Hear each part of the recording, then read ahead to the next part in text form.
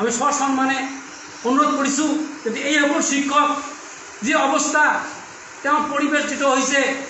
একদম পানীত হাঁহ নচৰা অৱস্থা হৈছে একতৰ ভৱিষ্যতৰ প্ৰতি লক্ষ্য ৰাখি আপুনি গাঁৱে ভূঞে মানুহক পঠাই দিয়ক অফিচাৰ পঠাই দিয়ক একতৰ বুজ লওক শিক্ষকসকলে কেনেকৈ চলে যিসকল অৱসৰ গ্ৰহণ কৰিলে একতৰ পৰিয়ালটো কেনেকৈ চলে তেওঁ কিমান টকা পায় তেওঁ পেঞ্চন পায় নে কিবা এটা চৰকাৰ দিছে অৰুণোদয় আজিলৈকে কোনো ধৰণৰ স্কিম একেতৰ নামত নাই এজন মানুহে 800 টকা মাত্ৰ পায় এজন মানুহে 1500 টকা পায় তাতে চিন্তা কৰক পৰিয়ালটো কেনেকৈ চলিব তা আমি চৰকাৰক কোনো বেয়া পোৱা নাই আমি চৰকাৰক আৰু ওয়েলকাম জনাম যে অসমৰ মাননীয় মুখ্যমন্ত্ৰী মহোদয় আমাৰ ওপৰত এটা দয়া কৰক কৰ্মচাৰী আমি অসমৰ কৰ্মচাৰী আছিল এতিয়া অৱসৰ গ্ৰহণ কৰিছোঁ গতিকে অৱসৰ গ্ৰহণ কৰি মানুহ হিচাপে যে থাকিবলৈ আপোনাক এটা প্ৰেৰণা জগাই দিয়ক আমি মানুহ হিচাপে আমি শিক্ষক ৰিটায়াৰ্ড শিক্ষক হিচাপে আমি যাতে সমাজখনত জীয়াই থাকিব পাৰোঁ আৰু আমি সমাজৰ বিভিন্ন কাম এতিয়াও কৰিবলগীয়া আছে আমি অৱসৰ হৈ কিন্তু আমি সমাজ বাদ দিয়া নাই বিভিন্ন মেন মিটিঙত আমি আহোঁ বিভিন্ন আলোচনাত আমি আহোঁ চৰকাৰৰ বিভিন্ন কাৰ্যকলাপত আমি স্কিমৰ প্ৰতি আমি সঁহাৰি জনাওঁ গতিকে এই চৰকাৰখনে আমাৰ যাতে OPS ব্যৱস্থা কৰে তাৰ কাৰণে অসমৰ মাননীয় মুখ্যমন্ত্ৰী মহোদয়ক আৰু তেওঁৰ মন্ত্ৰীবৰ্গক মই কৈছোঁ আমাৰ কথাখিনি অলপ চিন্তা চৰ্চা কৰক অহা 6 তাৰিখত পবিত্ৰ বাজেট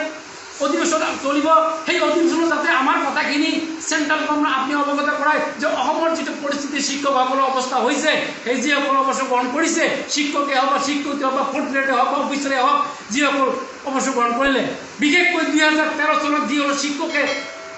ৰেগুলাৰ হয় আজি 5 বছৰমান চাকৰি কৰিলে বা 10 বছৰ কৰিলে তাৰপিছত মানুহখিনি খাৱাৰ খাদ্যৰ কোনো প্ৰয়োজন একদম নাইকিয়া হৈ গ'ল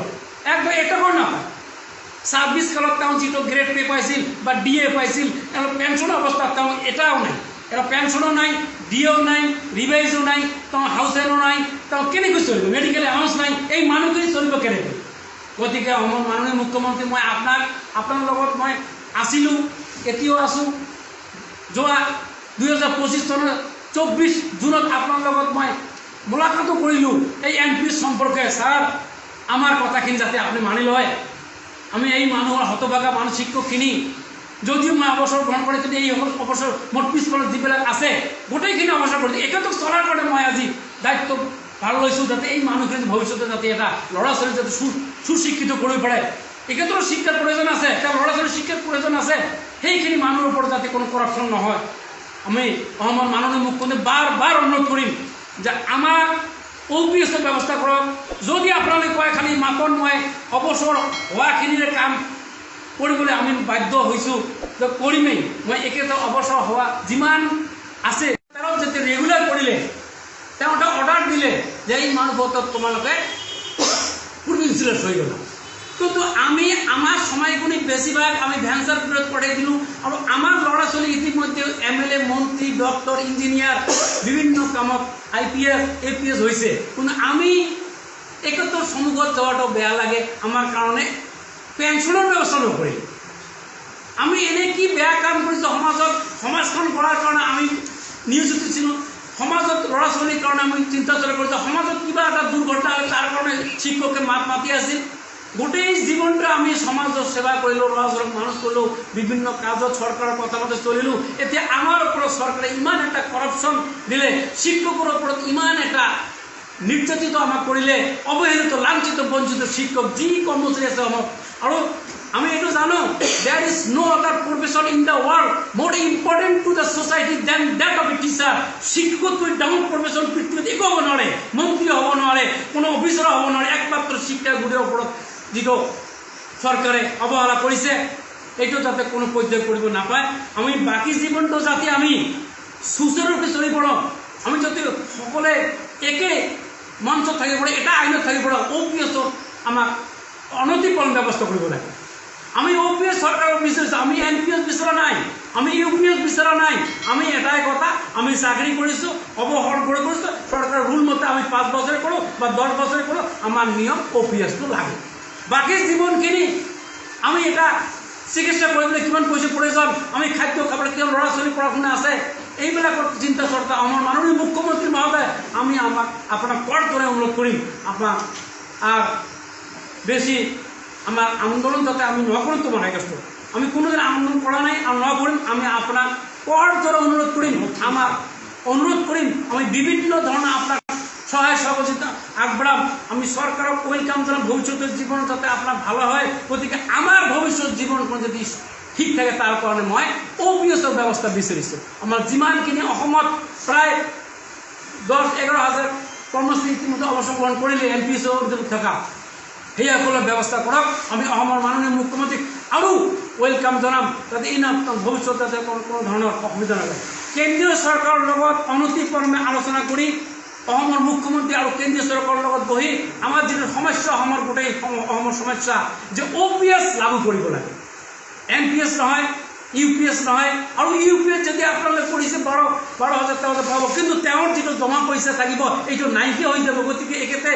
ৰিটায়াৰ হোৱাৰ পিছত যদি কিবা এটা এমাউণ্ট পালে হয় আপোনালোকে কৈছিল যে এদিন চাকৰি কৰিলে এমাহ চাকৰি কৰিলে আমি 10 লাখ টকা আমি কি দিম গ্ৰেচুইটি দিম সেই ক্ষেত্ৰত হয় আপোনাৰ পৰিচয় দিব আৰু আজিৰ প্ৰেছ মিট দিয়াৰ উদ্দেশ্যটো কি আছে নমস্কাৰ মোৰ নাম অখিল প্ৰধান all Assam gov MPS employee association Dhubri জিলা কমিটিৰ সভাপতি আজিৰ উদ্দেশ্যটো হ'ল যিসকল এমপ্লয়ীয়ে চাকৰিৰ পৰা অৱসৰ গ্ৰহণ কৰিছে শিক্ষক বিশেষকৈ শিক্ষক সমাজটো বেছি অৱসৰ গ্ৰহণ কৰিছে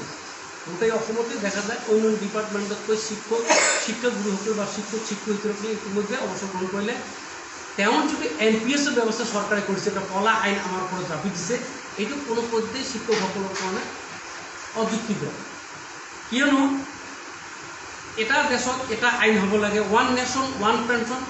যি ক্ষেত্ৰত কিছুমানে OPS পাব কিছুমানে MPS পাব এই কথাটো আমি মানি লোৱাত খুব অসুবিধা হৈছে কাৰণ এজন মানুহ দৈনন্দিন যেটা খরচ এই খরচের তালিকায় চলে এজন মানুষ কমেও 20,000 টাকা নহলেও তেও চলিব নোৱাৰে সাধাৰণ মানুষ হিসেবে এজন অবসৰ কৰা শিক্ষক যদি OPSৰ আওতালৈ নিয়া হয় কিন্তু এই চিন্তাধাৰাটা কমি যায় কাৰণ OPSটো ওল্ড পেনশন সিস্টেম আগৰ পৰা চলি আছিল আৰু হঠাৎ 2005ৰ পৰা অসম চৰকাৰে এটা লাগু কৰিলে যে NPSৰ ব্যৱস্থা কৰে যেটো NPS হ'ল নো পেনশন সিস্টেম আৰু তাৰ পদে কি কৰিলে কিছুদিন পিছতে কি কৰিলে UPSৰ ব্যৱস্থা কৰিলে এইটো তো আননেসেসারি পেনশন সিস্টেম মানে ইউনিফাইড যেটো কথা কৈছে এটা নহয় আননেসেসারি পেনশন সিস্টেম আমি বিচাৰিছো OPS অসমৰ বিভিন্ন MLA মন্ত্ৰী একেতে কি কৰে 5 বছৰ কাৰণে নিৰ্বাচন হয় একেতে যদি পেনশন 1 লাখ 1.5 লাখ 80,000 90,000 দুই পায় এজন শিক্ষকতা কৰি তেওঁ গোটেই জীৱনটো মানৱ সম্পদ গঢ়াৰ কাৰণে গোটেই জীৱনটো তেওঁ ব্যয় কৰিলে মানুহৰ সামাজিক কাম বিভিন্ন ল'ৰা ছোৱালীক শিক্ষা দিয়াৰ হোৱাৰ পিছত বিভিন্ন কামত নিয়োজিত কৰা আজি NRCৰ পৰা হওক সেন্সাছৰ পৰা হওক বিভিন্ন ধৰণৰ আধাৰৰ কামত নিয়োগ কৰা বিভিন্ন কামত শিক্ষকসকলক নিয়োজিত কৰিছে এই শিক্ষকসকলক কৰ্মচাৰী আমাৰ সমাজখিনি সৰকাৰৰ কথা মতে আমি চলি আছো কিন্তু আমি কৈছো অসম চৰকাৰক অসমৰ মাননীয় মুখ্যমন্ত্ৰী দ্বিতীয়বাৰৰ পৰা ডক্টৰ হিমন্ত বিশ্ব শৰ্মা দেৱে মুখ্যমন্ত্ৰী তাৰ পৰা মই ওয়েলকাম জনাইছো ভাল এতিয়া ভাবিছো এই অসমৰ মুখ্যমন্ত্ৰী মহোদয় আমাৰ যিসকল MPSৰ অধীনত শিক্ষকতাবে 2013 চনতে শিক্ষক আৰম্ভ কৰি সৰকাৰে ৰেগুলাৰ কৰিলে কিন্তু একেতো যদি এপয়েন্টমেন্ট দিছিল কমিটি SMC আৰু RMC নিৰ্দেশ মতে সেই SMC যেটো সিস্টেমত এপয়েন্টমেন্ট পাইছিল তেওঁৰ কাৰ্যকাল তেতিয়াৰ পৰা আৰু এই গতক আমি ডাইৰেক্ট OPSৰ ব্যৱস্থা কৰক খালি কিবা আপুনি যদি তেনেকুৱা ধৰণৰ চিন্তা চৰ্চা কৰিছে অসমৰ মুখ্যমন্ত্ৰী মহোদয় একতা মাতি লৈ